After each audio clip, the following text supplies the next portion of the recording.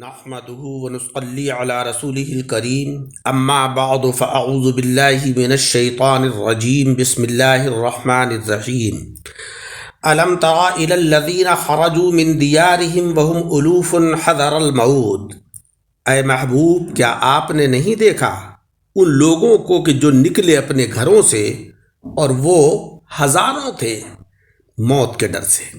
فقال لهم اللہ موتوا ثم احیاهم، بس اللہ رب العزت نے ان سے فرمایا موتو، تم سب مر جاؤ، ثم احیاهم، پھر ان کو زندہ فرمایا. ان اللہ لذو فضل علی الناس، بے شک اللہ فضل کرنے والا ہے لوگوں پر.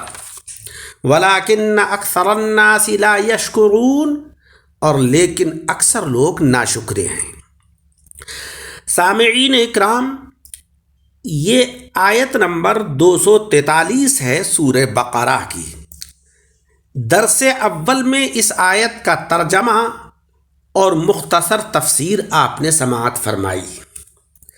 آج اس درس کا دوسرا حصہ ہے، اس میں ہم اس آیت سے حاصل ہونے والے فوائد کا ذکر کریں گے انشاءاللہ.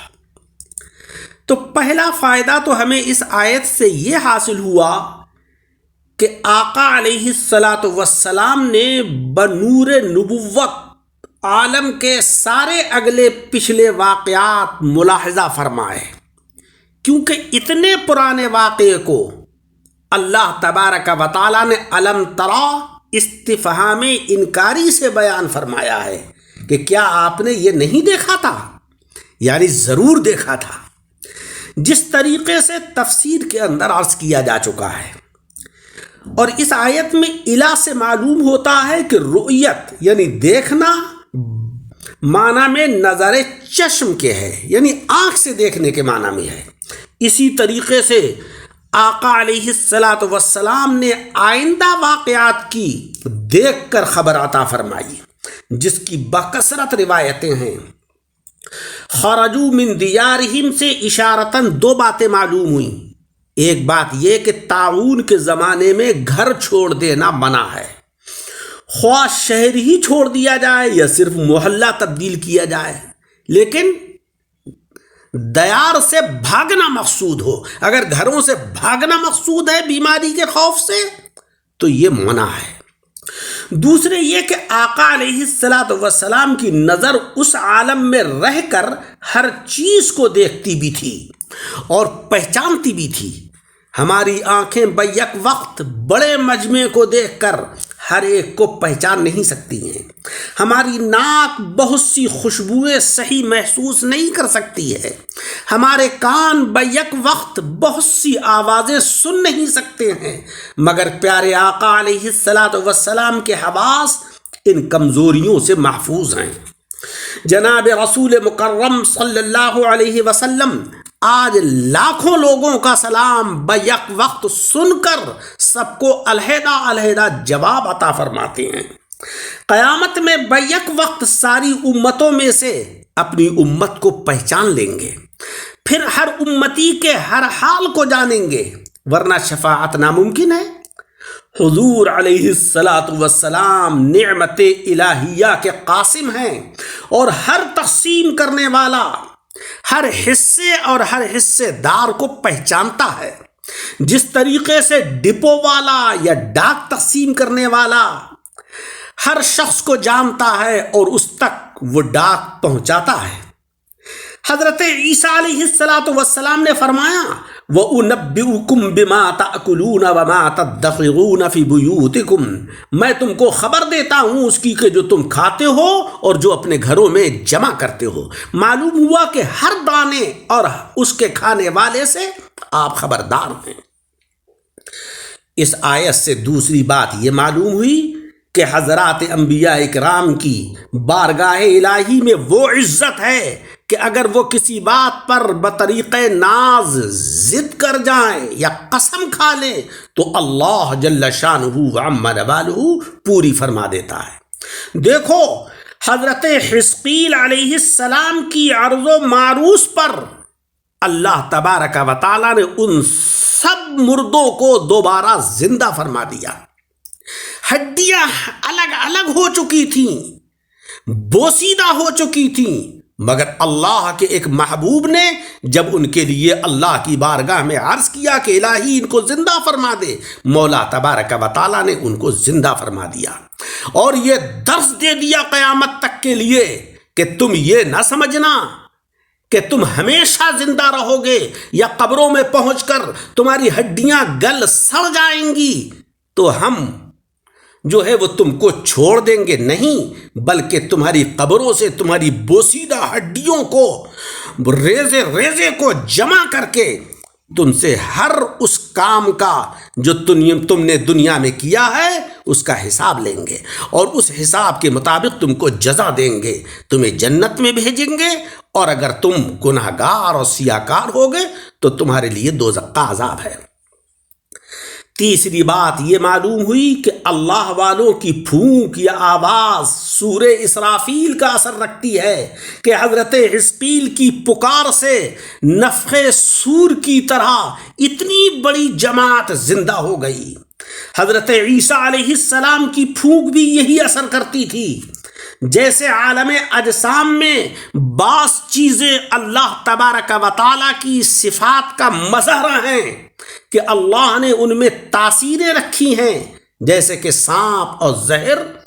سانپ اگر کسی کو کاٹ لے تو انسان کی موت واقع ہو جاتی ہے، زہر اگر کوئی کھا لے تو وہ مر جاتا ہے، تو ان میں صفت موت رکھی ہے، یہ صفت موت کا مظہر ہیں۔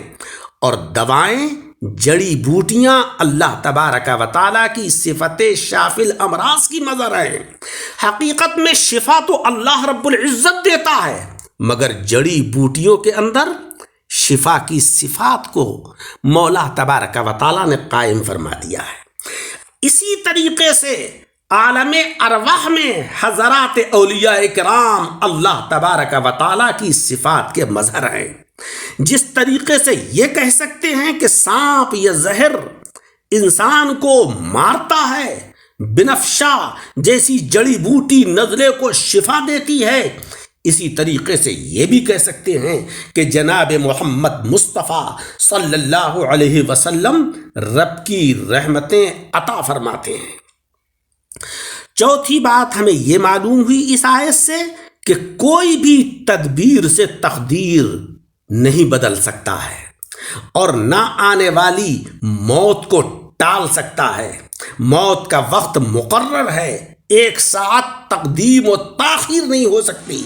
لہذا اے مسلمانوں، اللہ کی بارگاہ میں راہ خدا میں جہاد اور کوشش کو چھوڑو نہیں۔ جب اپنے وقت پر موت آئے گی ہی تو بہتر ہے کہ اللہ تبارک و تعالیٰ کی راہ میں موت آئے۔ اس لیے اللہ کے راستے میں کوششیں کرتے رہنا چاہیے، نمازیں پڑھ کر، روزے رکھ کر، زکوٰۃ دے کر، حج کر کے، اور اپنے آپ کو اخلاق حسنہ کے ساتھ متصف کر کے کوششیں کرتے رہنا چاہیے تاکہ اللہ کی رضا اور خوشنودی حاصل ہو جائے۔ اس آیت سے یہ بھی پتہ چلا کہ طاعون سے بھاگنا منع ہے۔ دیکھو یہ لوگ طاعون کی بیماری سے بھاگے تھے، عتاب الہی میں گرفتار ہو گئے۔ ساری وبائی بیماریوں کا یہی حکم ہے کہ اگر کسی شہر میں، کسی محلے میں کوئی وبائی بیماری پھیل جائے تو اس محلے سے بھاگو نہیں، وہیں رہو۔ جہاں وبا پھیلی ہو وہاں نہ جاؤ، اور جہاں وبا پھیلی ہو وہاں سے بھی نہ جاؤ۔ اللہ تبارک و تعالیٰ فرماتا ہے لا تلقوا بأیدیکم الی التہلکہ، اپنے ہاتھوں کو ہلاکت میں نہ ڈالو، اور جہاں تم ہو اور وبا پھیل جائے تو وہاں سے نہیں بھاگنا چاہیے۔ طاعون کے پورے مسائل پہلے بیان کیے جا چکے ہیں۔ ایک بات ہمیں اس آیت سے یہ معلوم ہوئی کہ اللہ تعالیٰ اپنے محبوب بندوں کی ضد کو پورا فرماتا ہے، کہ ان کی ضد پر اپنے قانون بدل دیتا ہے۔ دیکھو قانون یہ ہے کہ مردہ قیامت سے پہلے زندہ نہیں ہوگا، مگر اللہ والوں کی دعا سے پہلے ہی زندہ ہوئے، پھر زندہ رہے۔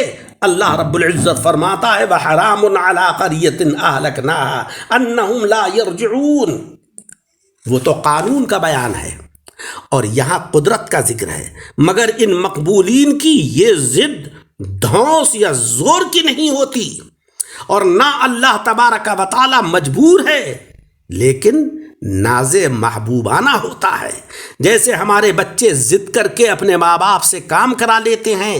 دیکھو حضرت حزقیل کی محبوبانہ ضد سے یہ مردے زندہ ہوئے، حضور کی مرضی پر قبلہ تبدیل ہوا کہ بیت المقدس سے کعبہ مقرر ہوا، حضرت آدم علیہ السلام کی مرضی پر داؤد علیہ السلام کی عمر بجائے 40 سال کے 100 سال ہوئی۔ یہ سب ان محبوبین کی پیاری ضدیں ہیں۔ اگرچہ تمام کام اللہ ہی کے حکم اور ارادے سے ہوتے ہیں، مگر بہت سے مواقع پر مقبول بندوں کے دم آواز پر اللہ تبارک و تعالی ان کو قبول کرتا ہے، ان کی دعاؤں کو قبول کرتا ہے، ان کی ضد کو پورا فرماتا ہے۔ حضرت ایوب علیہ السلام کے پاؤں کا دھوون شفا بنایا گیا، حضرت مریم کے ہاتھ لگنے سے خشک کھجور کو سبز اور پھلدار بنا دیا گیا، اور اس کے پھل سے ولادت کو آسان کیا گیا۔ اللہ تبارک و تعالی ہمیں عمل کی توفیق عطا فرمائے، قرآن عظیم کو پڑھنے اور سمجھنے کی توفیق عطا فرمائے۔ آمین بجاہ النبی الکریم۔